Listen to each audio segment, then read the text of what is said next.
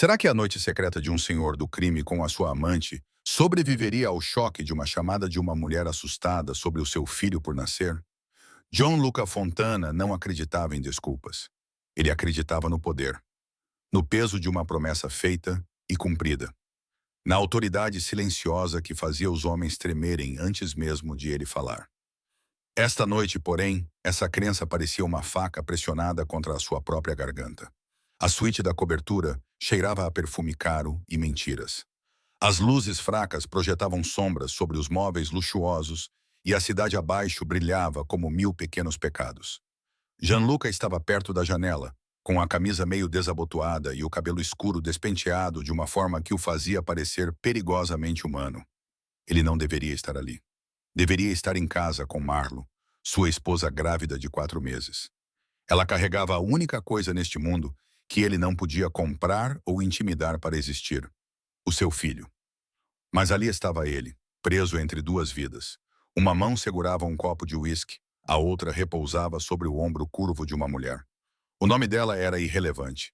Ela era jovem e bonita de uma forma que não levantava questões. Ela inclinou-se para ele, a sua respiração quente contra o pescoço dele. Por um momento, Gianluca permitiu-se esquecer o homem que prometera tornar-se. Então, o seu telemóvel tocou. O som atravessou a sala como um tiro. O corpo inteiro de Gianluca ficou rígido. Ele olhou para o ecrã e sentiu o estômago revirar. Marlo.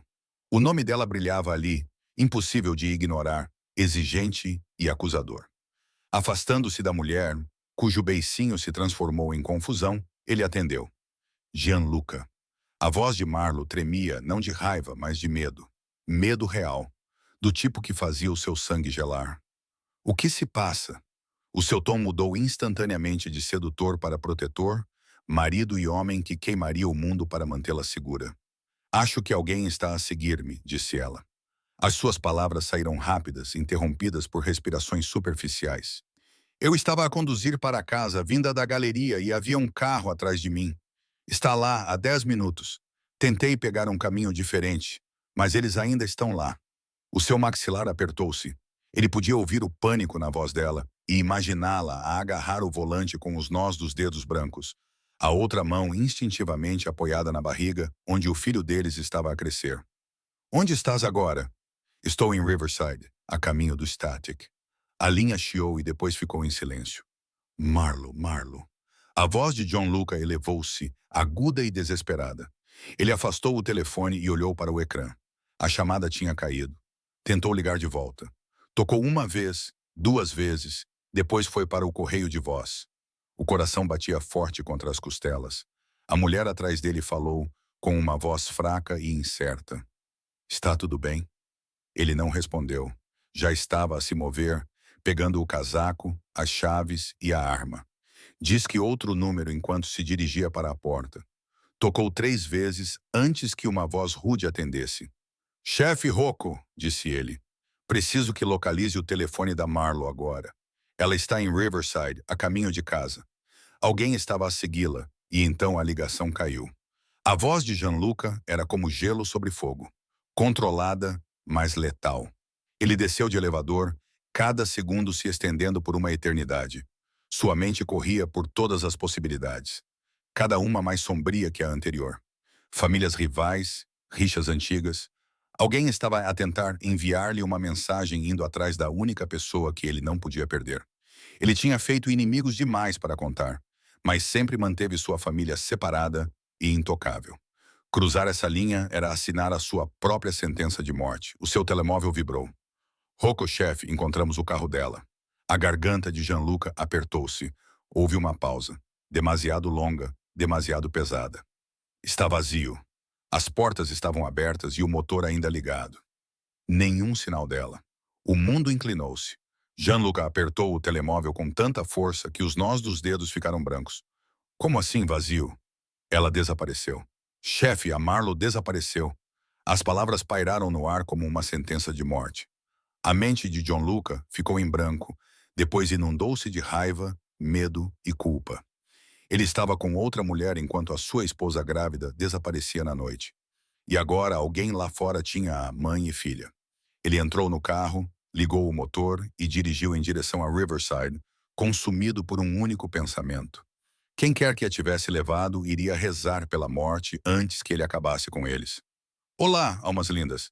De onde estão a assistir esta noite? Espero que estejam todos bem. Se ainda não se inscreveram, façam-no agora, porque esta história vai levá-los a uma viagem alucinante que não vão querer perder. Januca Fontana aprendeu cedo que o amor era um risco no seu ramo de trabalho. O seu pai, um homem que construiu um império baseado no medo e no silêncio, ensinou-lhe que as emoções eram vulnerabilidades que os rivais podiam explorar. No entanto, quando viu Marlo Reis pela primeira vez a caminhar por uma galeria de arte há 3 anos, com o seu cabelo castanho-mel a refletir a luz e a sua confiança tranquila a dominar a sala sem dizer uma palavra, algo dentro dele se abriu. Ela não era do seu mundo. Marlo era curadora, uma mulher que devolvia a beleza a uma cidade afogada em corrupção. Ela falava 5 idiomas e adorava música clássica e tinha um riso que poderia desarmar até o negociador mais frio. Ela não recuou quando soube quem e o que ele era. Em vez disso, olhou-o diretamente nos olhos e disse: "Não me importo com o seu sobrenome. Importa-me com quem escolhes estar comigo." Isso foi o suficiente para o fazer querer ser uma pessoa melhor. O casamento deles foi pequeno e íntimo, uma cerimônia secreta longe dos olhos curiosos das autoridades e das famílias rivais. Gianluca prometeu-lhe 2 coisas naquela noite. Ele iria mantê-la segura e nunca permitiria que a sua escuridão tocasse a luz dela. Durante 3 anos, ele manteve essa promessa, até esta noite. Agora, enquanto o seu carro rasgava as ruas molhadas pela chuva em direção a Riverside, a mente de Gianluca remexia as pessoas do seu círculo íntimo. A confiança era um bem valioso na máfia, e ele passou anos a construir uma rede de homens ligados pela lealdade e pelo medo. Mas a lealdade tinha um preço, e alguém acabara de declarar guerra ao atacar Marlo. Rocco Delgado, o seu segundo no comando, já estava no local quando Gianluca chegou. Rocco era um homem enorme, com os nós dos dedos marcados por cicatrizes e uma mente tática mais afiada do que qualquer lâmina. Ele estava com Gianluca desde a adolescência, trabalhando para o pai de Gianluca. Se havia alguém em quem Gianluca confiava com a sua vida, era Rocco. Chefe. A voz de Rocco era baixa e sombria. Ele apontou para o sedã abandonado no meio da estrada vazia, com os faróis ainda a cortar a escuridão e a porta do motorista aberta, como uma mandíbula quebrada. Gianluca aproximou-se lentamente, com o coração a bater forte na garganta. A chuva começou a cair mais forte, batendo contra o teto de metal. Ele espreitou para dentro. A bolsa de Marlo estava no banco do passageiro. O telemóvel dela estava ao lado, com o ecrã partido e a bateria a acabar. O lenço de seda que ela usava naquela manhã estava amassado no chão. Não havia sangue, nem sinais de luta, apenas uma ausência. Alguma testemunha? A voz de Gianluca estava tensa e controlada. Rocco abanou a cabeça. Nenhuma. As câmaras de rua tinham sido desativadas 15 minutos antes de ela chegar. Foi um trabalho profissional. Gianluca cerrou os dentes. Não foi aleatório. Alguém planeou tudo, estudou os hábitos dela e sabia exatamente onde ela estaria. Mobilize todos os recursos que temos, quer os nomes e as fotos de todos que estiveram a trabalhar contra nós no último mês. Verifique os italianos, os russos, os irlandeses. Todos. Rocco hesitou. Chefe, há mais uma coisa. Gianluca virou-se com os olhos sombrios e perigosos. O quê? Um dos nossos homens, Enzo Marchetti, não apareceu para o turno dessa noite. Não ligou nem enviou mensagem. Simplesmente desapareceu. Enzo é um jovem soldado ambicioso e ávido por progressão na carreira. 6 meses atrás, Gianluca o acolheu sob sua proteção e lhe deu oportunidades que outros matariam para ter. Mas ambição sem disciplina é venenosa. Encontrem-no e tragam-no vivo até mim. Quero respostas. Enquanto Rocco gritava ordens ao telefone, Gianluca voltou para o carro de Marlo. Ele enfiou a mão dentro, pegou o cachecol dela e levou-o ao rosto. Ainda cheirava a jasmim e baunilha, calor e segurança. A sua mão tremeu por um momento antes de ele apertar o tecido com força. Marlo estava grávida. Eles descobriram há 2 semanas que ela estava grávida de 4 meses. E ele viu o rosto dela se transformar com uma alegria tão pura que algo dentro dele se quebrou. Ela chorou e riu. e então fez-lhe prometer que ele estaria presente em todas as consultas médicas, todos os desejos noturnos e todos os momentos que ele havia prometido a ela. E agora ela se fora, levada por sombras que ele ainda não podia ver. O seu telefone vibrou com uma mensagem de texto de um número desconhecido. O sangue de John Luca gelou ao ler a mensagem. Tu tiraste algo de nós, agora nós tiramos algo de ti. Tic-toc, Fontana. Raiva e medo colidiram em seu peito. Quem quer que tivesse Marlo queria que ele sofresse. Eles queriam que ele se sentisse impotente. Mas eles cometeram um erro fatal. Eles se esqueceram de quem ele era. Gianluca Fontana não negociava. Ele não implorava. Ele caçava.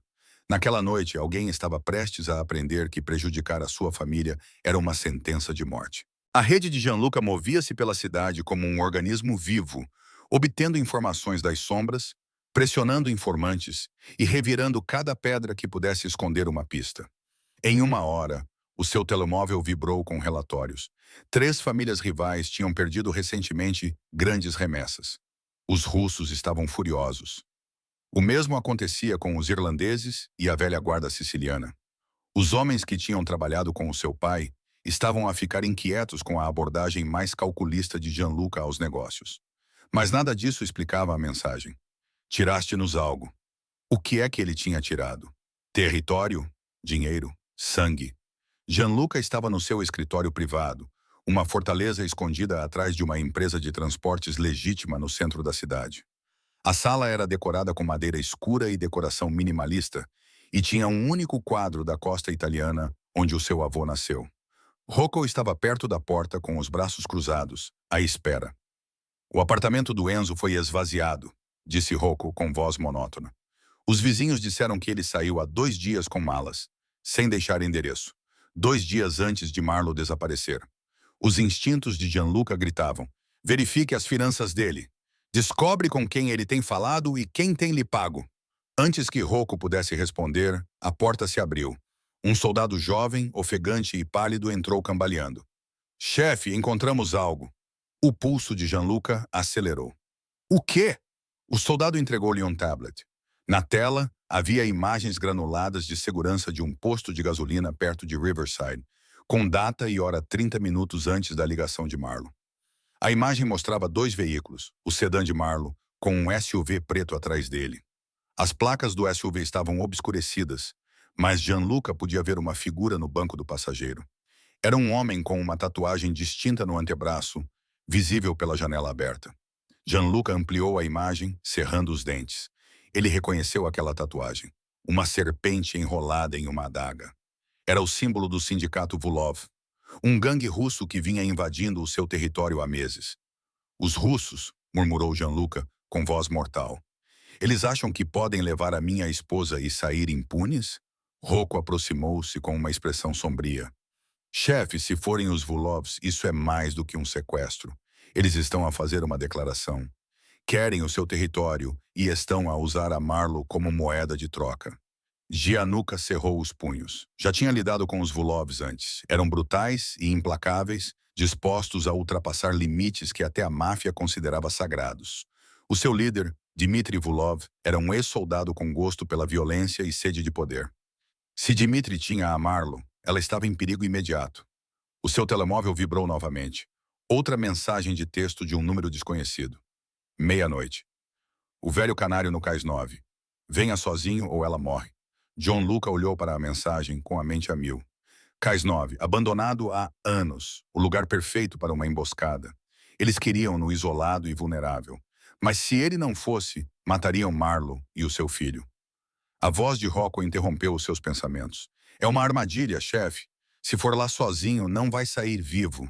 Eu sei. A voz de Gianluca estava calma, mas ele continuou. Não vou deixar que eles a matem. Então vamos levar a equipa. Cercar o local. Vamos atacá-los por todos os lados. Gianluca abanou a cabeça. Se eles nos virem a chegar, ela estará morta antes de entrarmos pela porta. Não, temos de fazer isto com inteligência.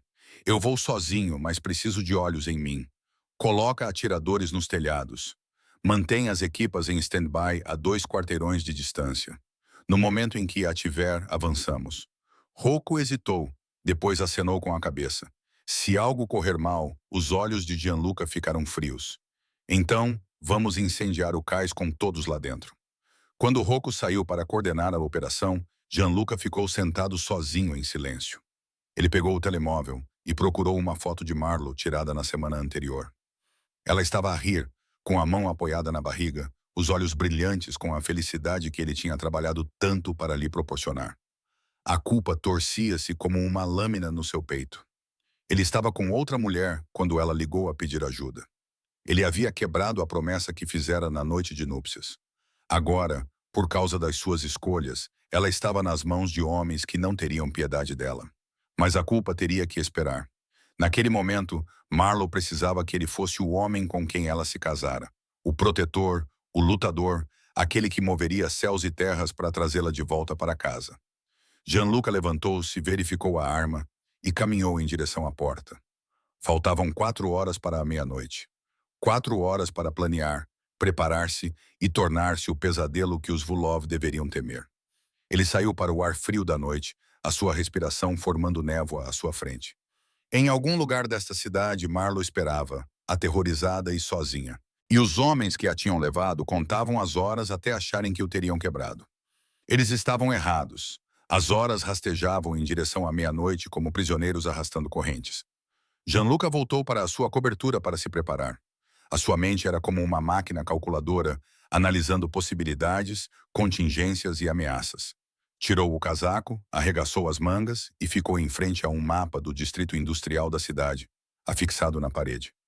Alfinetes vermelhos marcavam os territórios de Volkov e alfinetes azuis marcavam os seus. O Cais 9 ficava em território disputado, um cemitério onde velhas guerras tinham sido travadas e esquecidas. O seu telefone tocou. Número privado. Fontana. A sua voz era seca e aguda. Gianluca. O seu forte sotaque russo transpirava escárnio. Dmitry Vulov. Espero que tenha recebido o meu convite. Gianluca apertou o telefone com tanta força que os nós dos dedos ficaram brancos. Onde ela está? Segura por enquanto. O riso de Dmitry era frio e metálico. A sua esposa é muito bonita, sabia?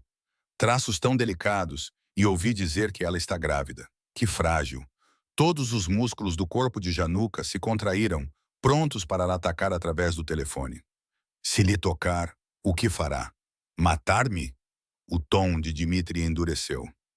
Mataste o meu irmão há 6 meses. Fontana levou-o das docas como se fosse lixo. Não pensaste que haveria consequências? A memória de Viktor Vulov invadiu Gianluca, um executor de nível médio que roubava cargas, cortava produtos e ameaçava desestabilizar toda a cadeia de abastecimento. Gianluca lidou com ele de forma limpa e silenciosa. Sem espetáculo, apenas remoção. Mas aparentemente não silenciosamente o suficiente. Victor estava lá a roubar de ambos, disse Gianluca, com voz gelada. Ele quebrou as regras. Ele era da família. A voz de Dmitry rachou de raiva. E tu tiraste-o de mim. Então agora vou tirar tudo o que tu amas. A tua esposa, o teu filho, tudo. Vou destruí-los pedaço por pedaço, a menos que me des o que eu quero. Diz o que é. As tuas docas, as tuas rotas marítimas, a tua rede de distribuição, tudo o que tu controlas na zona portuária. Assine a transferência para mim hoje à meia-noite. Caso contrário, Marlo Reis morrerá gritando o seu nome. A linha ficou muda. Gianluca ficou paralisado no lugar, com a mente a mil. As docas valiam milhões. Eram a espinha dorsal de toda a sua operação. Abri-las mão destruí-lo-ia, deixando-o vulnerável à exploração de todas as famílias rivais que esperavam por uma fraqueza para explorar. Mas recusar significaria a morte de Marlo e a morte do seu filho. Ele andava de um lado para o outro na sala, cada segundo se estendendo em agonia. Ele podia ouvir a voz do pai ecoando em sua memória. Nunca negocie a partir da fraqueza. Nunca ceda terreno. No momento em que o fizer, estará acabado. Mas o pai nunca amou ninguém da maneira que Gianluca amava Marlo. Ele tratava a família como bens, ferramentas a serem usadas e descartadas quando necessário. Gianluca se recusava a ser esse homem. Rocco entrou sem bater, com uma expressão sombria. Os atiradores estão em posição. As equipas estão prontas a 2 quarteirões de distância. Também temos drones. As imagens térmicas aéreas mostram pelo menos 8 inimigos dentro da fábrica de conservas. A assinatura de Marlo está lá. Segundo andar, canto noroeste. Há 8 homens armados e profissionais. Não se tratava apenas de vingança. Dmitri estava a tentar tomar o poder usando Marlo como alavanca para abrir o império de Gianluca. Há algum sinal de Enzo? Perguntou Gianluca. Rocco cerrou os dentes. Sim, as suas finanças voltaram. Ele tem recebido pagamentos de uma empresa de fachada que pode ser rastreada até aos Vulovs. 30.000 libras nos últimos 2 meses. Traição. A palavra queimou Gianluca como ácido. Enzo tinha traído a própria família, fornecendo informações a Dmitri e ajudando a orquestrar o rapto de Marlo. Gianluca tinha confiado nele, orientado-o e dado-lhe oportunidades. Ele está no cais? A imagem térmica confirma. Ele está lá dentro com os outros. A expressão de Gianluca ficou fria. Morto. Então ele morrerá com eles. Rocco acenou com a cabeça. Chefe, precisamos de falar sobre a troca. Se Dmitri quer as docas, precisará de papelada e assinaturas. Ele vai arrastar isso por muito tempo. Precisamos de vantagem. Gianluca foi até a sua secretária, abriu uma gaveta e tirou uma pequena pasta de couro. Dentro dela havia acordos de transferência falsificados que já haviam sido assinados e autenticados. Pareciam legítimos, mas não tinham valor legal. Vou dar-lhe o que ele quer, disse ele, mas o que ele receberá não valerá a tinta. Um sorriso tênue cruzou o rosto de Rocco. Quando ele perceber, Marlo estará a salvo e Dmitri estará morto. Gianluca olhou para o relógio. 11h15. 45 minutos. Carregou a sua arma, uma elegante bereta que carregava desde a sua primeira morte, e enfiou-a no coldre debaixo do casaco. Acrescentou uma pequena faca afiada escondida na bota por segurança. Quando se preparava para sair, o seu telemóvel vibrou com uma mensagem, não de Dmitri, mas do número de Marlo. O seu coração parou. A mensagem era uma foto. Marlo estava amarrada em uma cadeira em um quarto escuro. Seu rosto estava machucado e seus olhos estavam arregalados de terror. Mas ela estava viva. Sua mão, apoiada na barriga, tremia, mas mantinha uma mensagem silenciosa firme. Estou lutando. Não desista de mim. Raiva e amor colidiram no peito de Gianluca com tanta força que quase o derrubaram. Ele guardou a foto e respondeu com uma única palavra. Em breve. Não sabia se ela iria ver, mas precisava que ela soubesse que ele estava a caminho. O cais era um esqueleto de metal enferrujado e madeira podre, erguendo-se como uma lápide sobre a água negra. Gianluca chegou às 11h50 com os faróis a cortar o nevoeiro que se espalhava pelo porto. A fábrica de conservas erguia-se à sua frente, com os seus 3 andares com janelas partidas e tinta a descascar. Um monumento ao passado industrial da cidade. Desligou o motor e saiu para o ar frio. Parecia estar sozinho, ou pelo menos a 200 metros de distância. Rocco observava-o através de uma mira telescópica no telhado, com o dedo pousado no gatilho. 3 outros atiradores mantinham posições semelhantes, invisíveis na escuridão. As equipas esperavam em carrinhas com os motores ligados, prontas para agir ao sinal de Gianluca. Gianluca caminhou em direção à entrada da fábrica de conservas, com a pasta de couro debaixo do braço. A sua arma pressionava-lhe as costelas de forma reconfortante. Cada passo ecoava pelo cais vazio, anunciando a sua chegada. A porta estava aberta, rangendo nas dobradiças partidas. Ele entrou. O interior era um labirinto de sombras e decadência. Máquinas enferrujadas projetavam formas distorcidas no chão de betão. Em algum lugar acima, ouviram-se passos arrastados. Uma luz no segundo andar piscou, guiando-o para a frente. Fontana. A voz de Dmitri ecoou lá de cima. Suba devagar. Mantenha as mãos onde possamos vê-las. Gianluca subiu as escadas de metal. Ele deu cada passo de forma deliberada e controlada. Seu coração batia forte, mas seu rosto permanecia impassível. No topo, 8 homens esperavam com rifles apontados para ele. No centro da sala, amarrada a uma cadeira, estava Marlo. Seu rosto estava machucado. Seus lábios estavam rachados. Mas seus olhos, aqueles olhos ferozes e bonitos, fixaram-se nos dele, transmitindo uma mistura de alívio e terror. Ela estava viva. O seu filho estava vivo. Era tudo o que importava. Dmitri Vulov estava ao lado dela. Um homem alto, com o rosto marcado por cicatrizes e olhos sem vida. Ele segurava uma faca, com a lâmina apoiada casualmente na garganta de Marlo. Você é pontual. Agradeço isso. O olhar de Gianluca nunca se desviou de Marlo. Solte-a. Trouxe o que você pediu. Os documentos? Dimitri fez um gesto. Deixa-me ver. Gianluca ergueu a pasta e atirou-a para o outro lado da sala. Um dos homens de Dimitri apanhou-a e abriu-a para examinar o conteúdo. Acenou com a cabeça para Dimitri. Parece legítimo, chefe. Dimitri sorriu friamente e triunfante. Vês, Fontana, disse ele. É isto que acontece quando me roubas. Vou tirar tudo de ti. As tuas docas, o teu poder, o teu legado. Os papéis estão assinados. Agora deixa-a ir.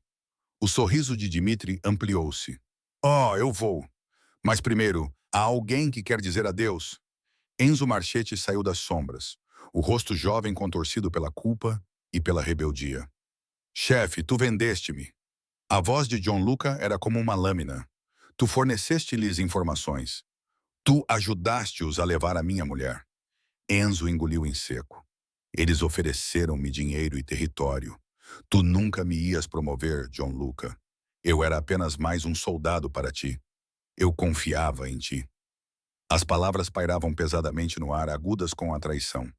A confiança não paga as contas. A voz de Enzo quebrou-se.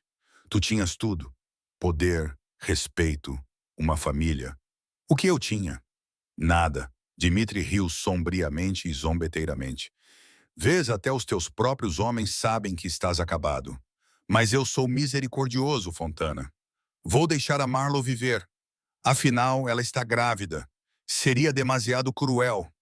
A explosão destruiu o momento. A sala entrou em caos. Uma das paredes exteriores explodiu para dentro, espalhando detritos e chamas pelo chão. Gianluca mergulhou em direção a Marlo, enquanto tiros eram disparados de todos os lados. A equipa de Rocco tinha agido cedo demais. Algo tinha corrido mal. Os homens de Dimitri revidaram, com balas rasgando a escuridão. Gianluca alcançou Marlo e cortou as amarras com a faca que tinha na bota. Fica abaixada, gritou ele por cima do barulho. Mas Marlo não estava a olhar para ele. Ela estava a olhar para além dele, com os olhos arregalados de horror. Gianluca, atrás de ti, gritou ele, virando-se rapidamente. Enzo estava ali com uma arma levantada e a tremer. O rosto do jovem soldado era uma máscara de medo e desespero. Desculpe, chefe. Disseram-me que tinha de o fazer. Gianluca foi mais rápido. Tirou a arma e apontou-a. Enzo caiu, segurando o ombro. A traição estava completa. Dimitri agarrou Marlo por trás e arrastou-a para uma saída dos fundos, enquanto os seus homens davam cobertura. Queres a Fontana? Vem buscá-la. O mundo de Gianluca reduziu-se a um único ponto. O rosto aterrorizado de Marlo desapareceu na fumaça e no caos. Ele correu atrás deles, com balas a zunir pela sua cabeça, enquanto a sua equipa invadia o prédio atrás dele. Mas Dimitri era rápido e implacável, e tinha a única coisa que Gianluca não podia arriscar perder. Eles invadiram o cais lá fora. Dimitri empurrou Marlo em direção à beira, onde uma lancha esperava na água abaixo. Mais um passo e eu a jogo lá dentro. Mulheres grávidas não nadam bem, não é? Eu podia ver todo o céu e coisas relacionadas a mim numa pequena boneca. Gianluca congelou, arma levantada, todos os seus instintos gritando para ele. Este era o momento, a escolha, o seu império ou a sua família. Então Marlo fez algo que Dimitri não esperava. Ela deu uma cotovelada nas costelas dele, girou e o empurrou para trás. Ele tropeçou e Gianluca atirou, uma vez, duas vezes. Dimitri caiu, o seu corpo desmoronando sobre a madeira podre. Gianluca correu para Marlo e a puxou para os seus braços. Ela tremia e soluçava, mas estava viva.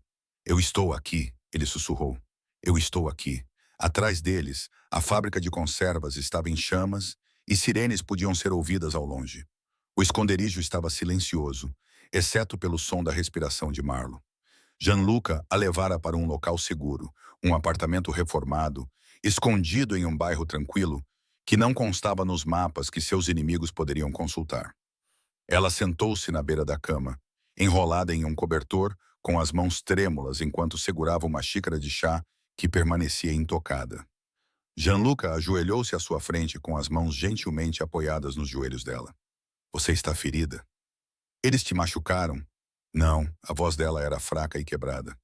Eles bateram-me algumas vezes, mas não. Eles queriam que você me visse viva.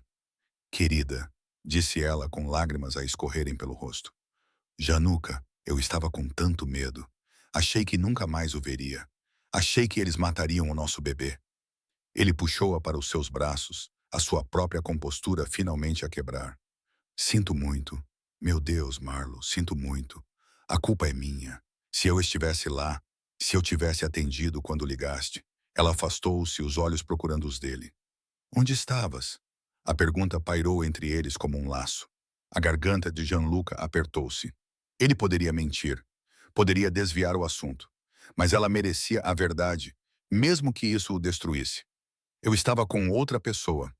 As palavras tinham gosto de veneno. O rosto de Marlo empalideceu. O quê? Uma mulher? Não significou nada. Foi um erro, Marlo. Um erro estúpido e egoísta. Ela levantou-se abruptamente, o cobertor caindo.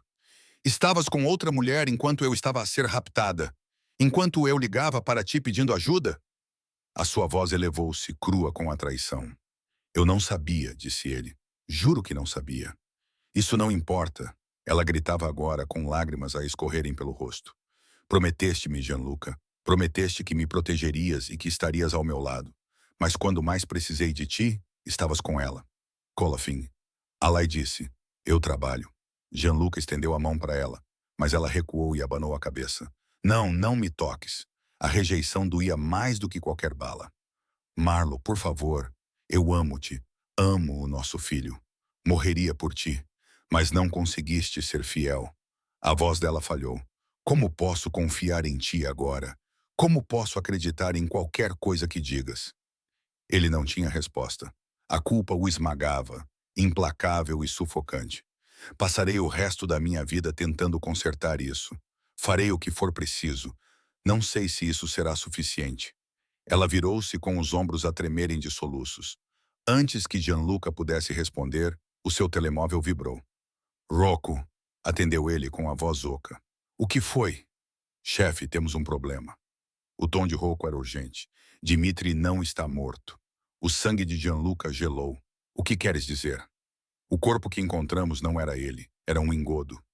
Dimitri escapou durante o caos. E o chefe sabe onde estás. O mundo inclinou-se. Gianluca olhou para Marlo, que se virou ao ouvir a sua voz. O medo voltou a marcar o seu rosto. Quanto tempo temos? Perguntou Gianluca. Minutos, talvez menos. Ele tem uma equipa a caminho da tua localização agora. Tens de sair daí. Gianluca terminou a chamada e agarrou a mão de Marlo. Temos de ir agora. Mas antes que pudessem se mover, as luzes se apagaram. O apartamento mergulhou na escuridão. Lá fora, portas de carros se fecharam. Passos ecoaram no corredor. Marlo apertou o braço dele com mais força. Gianluca. Ele sacou a arma e posicionou-se entre ela e a porta. Fica lá atrás de mim. Aconteça o que acontecer, corre. Ouviste? Corre e não olhes para trás. A porta explodiu para dentro. Tiros foram disparados. Gianluca revidou, com tiros precisos e mortais. 2 dos homens de Dimitri foram atingidos antes de conseguirem atravessar a porta. Ele empurrou Marlo em direção ao quarto. A janela se partiu, mas Marlo não correu.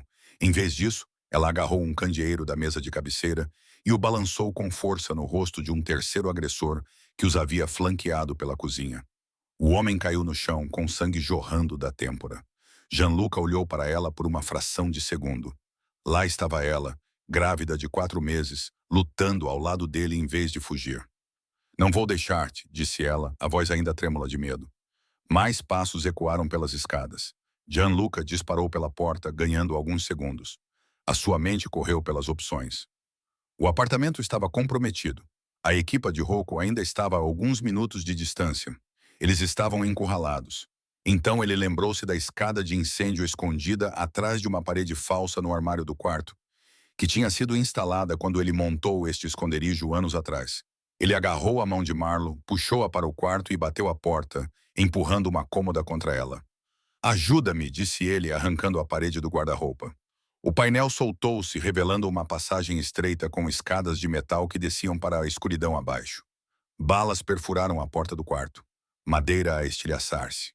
Marlo passou primeiro. Gianluca seguiu-a, fechando o painel assim que a porta se abriu. Eles desceram rápida e silenciosamente para um beco 3 andares abaixo. A chuva caía forte, fria e purificadora. Sirenes soavam à distância. O pessoal de Rocco estava finalmente a aproximar-se, mas eles ainda não estavam seguros. Uma figura saiu das sombras na entrada do beco. Era Dmitry Vulov, encharcado e furioso. Ele apontou uma arma diretamente para o peito de Gianluca. És mais difícil de matar do que eu esperava, disse ele. Fontana. Gianluca empurrou Marlo para trás dele, levantando a sua própria arma. Acabou, Dmitry. Os teus homens estão mortos ou presos. Não tens para onde ir. Dmitry riu amargamente e desesperadamente. Nem tu. Achas que o teu império vai sobreviver a isto? Achas que a tua família está segura? Já enviei uma mensagem a todos os grupos daqui até Chicago. O nome Fontana agora é Veneno. Estás acabado. Então, nós dois estamos. O dedo de Gianluca pairou sobre o gatilho. Um tiro. Era tudo o que seria necessário para acabar com este pesadelo. Mas Marlo deu um passo à frente e colocou a mão no braço de Gianluca. Não, ele olhou para ela confuso. Marlo, se o matares agora, tornar-te-ás exatamente como ele. Exatamente como o teu pai. A voz dela tremia, mas ela falou com firmeza. Disseste-me que queria ser melhor. Prova isso. Deixa a lei tratar dele. Dmitry sorriu com desdém. Ouve a tua mulher, Fontana. Ela sabe que és fraco. É por isso que nunca serás como o Rocco. A voz de Rocco cortou a chuva. Larga a arma agora. Uma dúzia de homens armados emergiram dos veículos ao redor. Miras laser vermelhas dançavam no peito de Dmitry. Ele estava encurralado, em desvantagem numérica e armamentista. Por um momento, os olhos de Dmitry brilharam com o cálculo de um homem decidindo se iria lutar até o fim. Então, lentamente, ele abaixou a arma e levantou as mãos. Isso não acabou. Sim, Gianluca respondeu calmamente, abaixando sua própria arma. Acabou. Os homens de Rocco aproximaram-se, algemaram Dmitry e arrastaram-no para um veículo que os aguardava. Ao passarem, Dmitry cuspiu nos pés de Gianluca. Vais arrepender-te de teres mostrado misericórdia. Gianluca viu-o desaparecer na noite e virou-se para Marlo. Ela tremia, as lágrimas misturavam-se com a chuva no seu rosto. Ele puxou-a para si e abraçou-a como se ela pudesse desaparecer se ele a soltasse. Tinhas razão, sussurrou ele. Sobretudo, fui um covarde, escondendo-me atrás do poder e da violência em vez de enfrentar o que fiz. Traí-te. Quebrei todas as promessas que fiz e não mereço o teu perdão. Marlo afastou-se e olhou para ele, os seus olhos revelando dor e algo mais. Algo frágil, mas ainda presente, esperança. Não, não mereces, mas talvez. Talvez possamos encontrar um caminho a seguir. Não por ti, não por mim, por esta criança. A mão dela repousava protetora e ferozmente sobre a barriga. Gianluca colocou a mão sobre a dela, sentindo a vida que tinham criado juntos. Era um futuro que ainda podiam construir, se ele fosse corajoso o suficiente para mudar. Vou deixar tudo para trás, disse ele de repente, surpreendendo-se a si mesmo com as palavras. As docas, o território, o império. Vou afastar-me de tudo isso. Vamos recomeçar num lugar seguro, num lugar limpo. Serei o homem que precisas que eu seja. Marlo procurou no rosto dele, procurando uma mentira ou uma artimanha. Mas ela encontrou apenas sinceridade crua e desesperada. Isso não é suficiente, disse ela suavemente. Ir embora não apaga o que fizeste. Precisas de consertar as coisas. Consertar de verdade. Rocco aproximou-se, limpando a garganta. Chefe, precisamos de levar vocês os dois para um local seguro. Dmitry tinha mais homens do que pensávamos. Alguns escaparam. Gianluca assentiu, mas os seus olhos nunca deixaram Marlos. Farei o que for preciso. Juro. Ela respirou fundo, trêmula, e então assentiu. Está bem, mas esta é a tua última chance, Gianluca. Mais uma traição, mais uma mentira, e eu vou-me embora. Entendes? Eu entendo. Caminharam juntos em direção ao carro de Rocco. Não de mãos dadas, mas lado a lado. Duas pessoas que passaram pelo inferno e talvez encontrassem o caminho de volta uma para a outra. A cidade parecia diferente nos dias após a prisão de Dmitry. Estava mais silenciosa na superfície, mas fervilhava com cálculos invisíveis e medo. O sindicato Vulov estava ferido, mas não morto. As outras famílias observavam como abutres a circular em torno de algo que ainda respirava, à espera para ver se Gianluca Fontana iria subir ou cair. Dentro de uma clínica discreta e sofisticada, o mundo reduziu-se a uma única sala onde Marlo estava deitada numa marquesa, com gel frio na pele e os olhos fixos no monitor ao seu lado. O batimento rítmico do coração do bebê enchia a sala, forte e constante.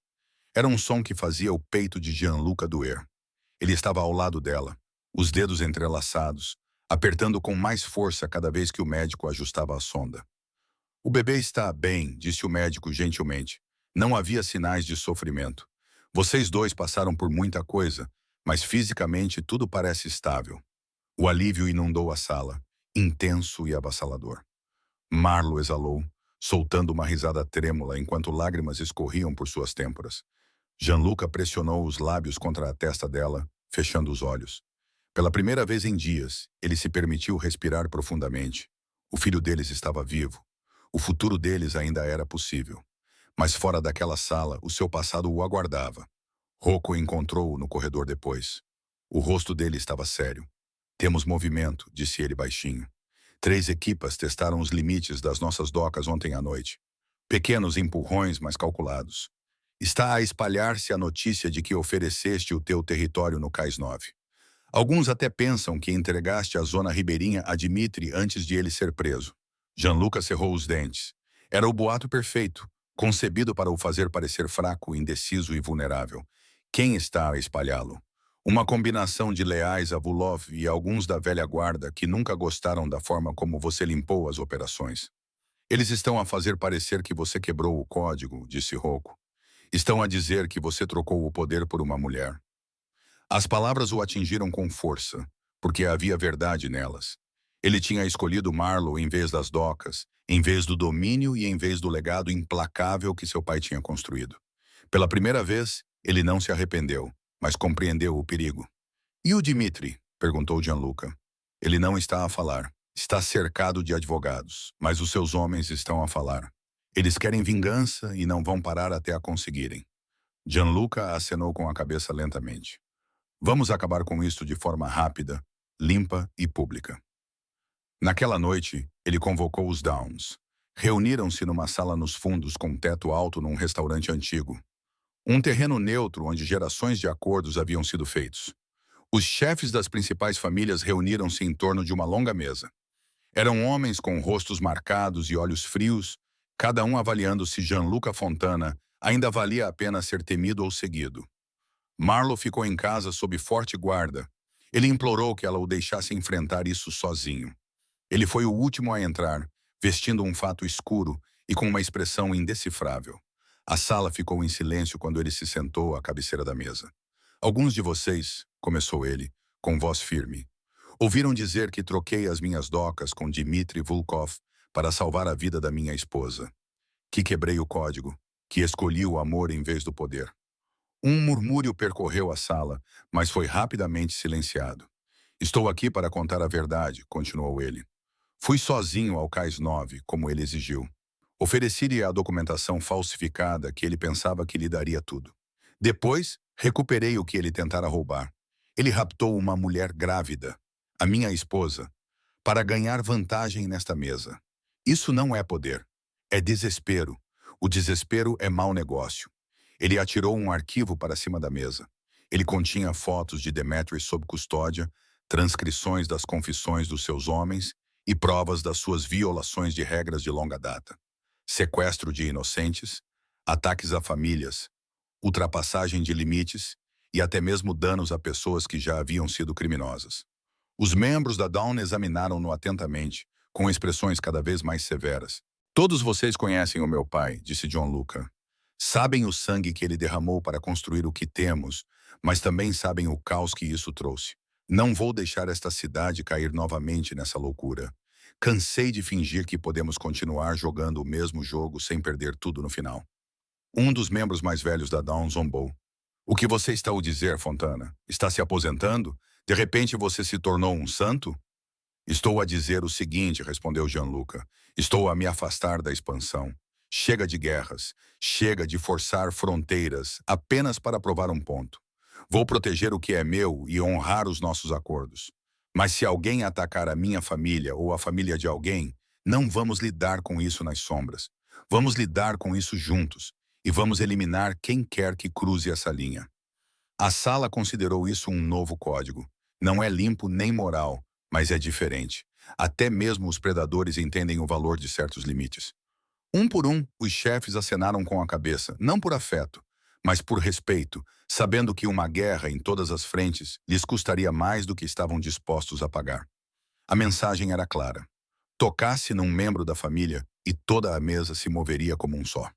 Mais tarde naquela noite, sozinho no seu escritório, Gianluca transferiu parte das suas participações legítimas para fundos em nome de Marlo e do bebê, ativos limpos o suficiente para resistir a um escrutínio, separados das partes mais obscuras do seu império. Era uma rede de segurança para o caso de tudo desmoronar. Rocco observou, levantando as sobrancelhas. "Estás mesmo a planear ir embora um dia?" perguntou Rocco baixinho. "Estou a planear garantir que eles possam", respondeu Gianluca. "Com ou sem mim." Rocco estudou-o, depois acenou com a cabeça. "Então construiremos algo que possa ser deixado para trás." Em casa, Gianluca encontrou Marlo no sofá com um cobertor sobre as pernas e uma mão a esfregar distraidamente a barriga.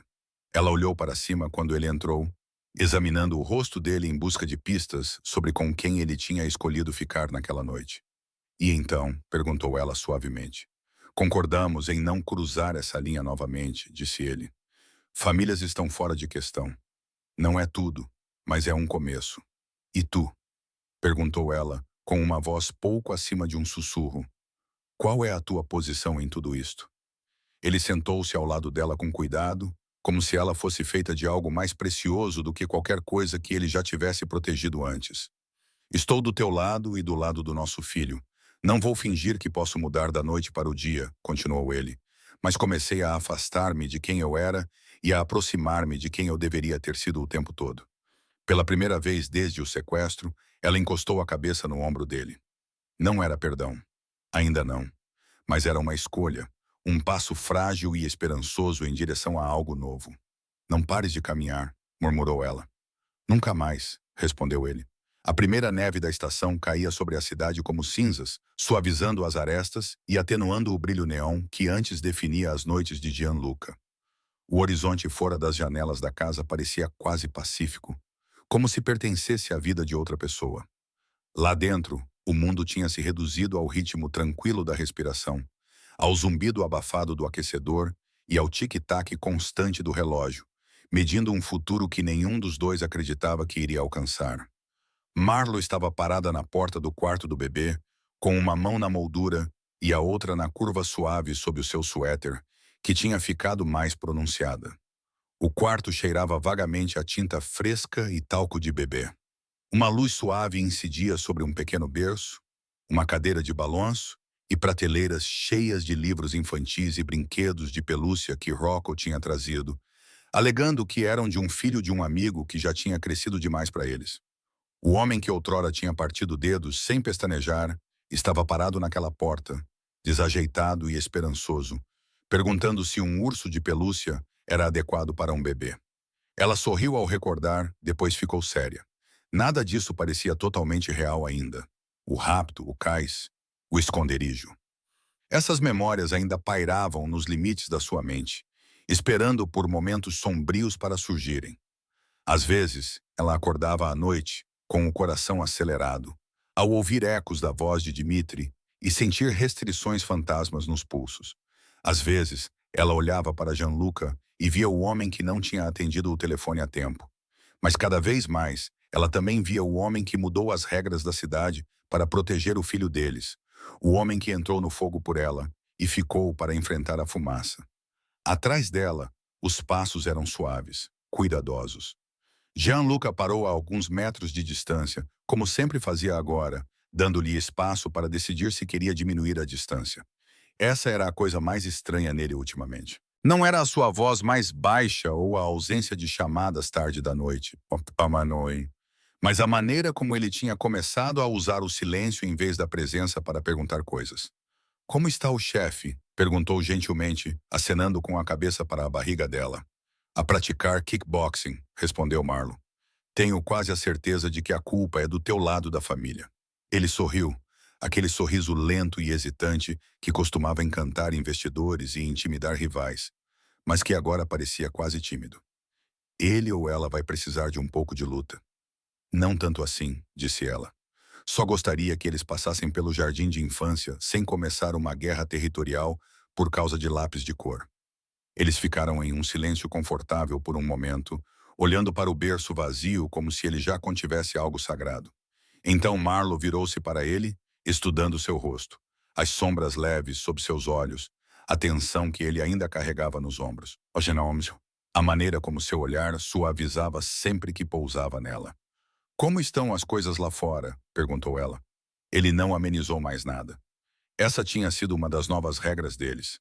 Algumas equipes testaram os limites, disse ele. Mas a mesa se manteve firme. Eles querem dinheiro, território e controlo, mas não querem uma guerra aberta. Dimitri ainda está preso e sempre que o seu pessoal se move, está em desvantagem numérica. E tu? Cortei os laços com 3 operações, disse ele baixinho. Vendi alguns interesses e limpei outros. Transferi mais ativos para frentes legítimas. O Rocco está a tratar das coisas que eu não preciso de tocar. Estou a afastar-me. Mas não completamente, ainda não. Marlo observou-o, sentindo o conflito familiar. Medo do perigo em que ele ainda se encontrava, mas também uma confiança crescente no caminho que ele estava lá a seguir. Sabes, vou continuar a pressionar-te, disse ela. Não vou fingir que isto é suficiente só porque é melhor do que antes. Estou a contar com isso, respondeu ele. Se alguma vez parares de pressionar, vou ficar preocupado. Ela respirou fundo, depois aproximou-se dele, fechando a distância nos seus próprios termos. Os ombros dele baixaram ligeiramente, como se o ar tivesse ficado mais fácil de respirar. Ela pousou a palma da mão no peito dele, sentindo o batimento constante sob a sua mão. Sabes o que me aterroriza? Perguntou ela. Palhaços, respondeu ele sem hesitar. E vinho barato, disse ela, revirando os olhos e rindo. Tu lembras-te de tudo. Lembro-me de todas as vezes que me olhaste como se eu valesse mais do que a pior coisa que já fiz, disse ele suavemente. E todas as vezes eu não merecia isso. Ela engoliu em seco, a emoção apertando sua garganta. O que me apavora, continuou ela, é criar uma criança que cresça nas sombras. Alguém que pense que segredos e violência são apenas parte do amor. Não quero que aprenda isso conosco. Os olhos de Gianluca escureceram, não de raiva, mas com uma resolução solene que parecia mais pesada do que qualquer juramento que ele já tivesse feito. Então não aprenderá, disse ele. Se tiver de passar o resto da minha vida desfazendo tudo o que construí, eu o farei. Tijolo por tijolo, acordo por acordo. Não quero que o nosso filho herde uma guerra. Quero que eles tenham uma oportunidade. E quanto a ti? Perguntou ela. O que herdarias se desistisses de tudo isso? Ele ficou em silêncio por um longo momento. Talvez nada, disse ele. Talvez paz. Talvez apenas o direito de sentar naquela cadeira. Ele acenou com a cabeça em direção à cadeira de balanço, reclamando das costas enquanto a criança babava na sua camisa e ignorava todas as histórias para dormir que ele havia preparado. Preparou? Perguntou ela com um sorriso nos lábios. Você a ler histórias para dormir? Não faz ideia de como esses livros ilustrados parecem intimidantes, disse ele. Sem margens, sem letras pequenas, apenas pura honestidade. Ela riu. O som era suave, mas real. E inclinou-se para ele. Desta vez, ele envolveu-a nos braços sem hesitar, segurando-a como se ela fosse frágil, e ao mesmo tempo, a pessoa mais forte que ele já conhecera. Gianluca, disse ela baixinho, a voz abafada contra o peito dele. Ainda não te perdoei completamente. Ainda não. Mas já não estou preso no mesmo lugar. Tu estás a seguir em frente, eu estou a seguir em frente. Talvez seja assim que o perdão realmente se parece. 2 pessoas caminhando na mesma direção, mesmo que ainda estejam a mancar. 2 pessoas caminhando na mesma direção, mesmo que ainda estejam a mancar. Prefiro mancar a ficar parado, disse ele, desde que seja ao teu lado. Ela afastou-se, olhou para ele e, pela primeira vez desde o rapto, beijou-o sem que a raiva obscurecesse os seus sentimentos. Não foi um beijo desesperado ou um curativo sobre uma ferida, mas uma promessa silenciosa. Ainda estou aqui. Não desperdices isso. Algumas semanas depois, a noite finalmente chegou. A neve tinha ficado mais espessa lá fora, transformando as ruas em caminhos silenciosos de luz. No quarto do hospital, tudo ficou embaçado. Rostos, ordens e a correria das enfermeiras. Tudo o que restava era a mão de Marlo a segurar a sua com força e o som da sua respiração através da dor. Ele ficou ao lado dela o tempo todo, nem mesmo saindo quando a equipa sugeriu que ele poderia sair por um momento. Ele já a tinha deixado uma vez. Não cometeria o mesmo erro novamente. Horas depois, o mundo reduziu-se a um único som penetrante, o primeiro choro da sua filha. Aquele som cortou todas as memórias de tiros, todas as ameaças gritadas e todos os acordos sussurrados. Gianluca sentiu algo dentro dele desmoronar-se. Uma armadura que ele não percebia que ainda usava. Quando colocaram o pequeno pacote nos braços de Marlo, ela olhou para a sua filha, depois para Gianluca, e algo dentro dela também se acalmou. É uma menina, disse a enfermeira, sorrindo. Tem pulmões fortes. Os olhos de Marlo encheram-se de lágrimas enquanto ela embalava a filha. Olá, pequenina, sussurrou ela. Bem-vinda a algo melhor do que aquilo que nós tivemos. Gianluca sentou-se na beira da cama, com as mãos a tremer, enquanto estendia o braço para tocar nos dedinhos da filha. Eles envolveram os dele, incrivelmente pequenos, mas com uma força surpreendente. Ele riu, incrédulo. Olha para ela, disse ele, já assumindo o controlo. Pergunto-me de onde ela tirou isso, murmurou Marlo. Olhando para eles, esta mulher feroz e exausta, e esta nova vida frágil, mas poderosa, ele compreendeu que todas as escolhas que fizesse a partir daquele momento teriam repercussões no mundo dela, não apenas no seu. As docas, as alianças, o código, nada disso importava mais do que a forma como esta criança aprenderia a reconhecer o amor. Mais tarde, quando Marlo e o bebê estavam a dormir, Gianluca entrou no corredor escuro e fez uma chamada. A sua voz era baixa. Final Rocco, inicie o processo. Venda o que pudermos vender limpo. Encerre o que não pudermos. As partes realmente feias. Vamos desmantelá-las silenciosamente e permanentemente. Cansei de construir impérios com base no medo. Quero construir algo que a minha filha possa atravessar a luz do dia. Rocco não discutiu. Então é isso que faremos. Gianluca terminou a chamada e ficou ali por um momento, encostando a cabeça na parede com os olhos fechados. Não era um arco de redenção perfeito. Haveria consequências, inimigos e dívidas que não desapareceriam só porque ele queria. Mas ele havia traçado o seu caminho. E, pela primeira vez, sentiu-se disposto a suportar o peso que carregava. Não porque isso o tornasse poderoso, mas porque poderia torná-lo digno.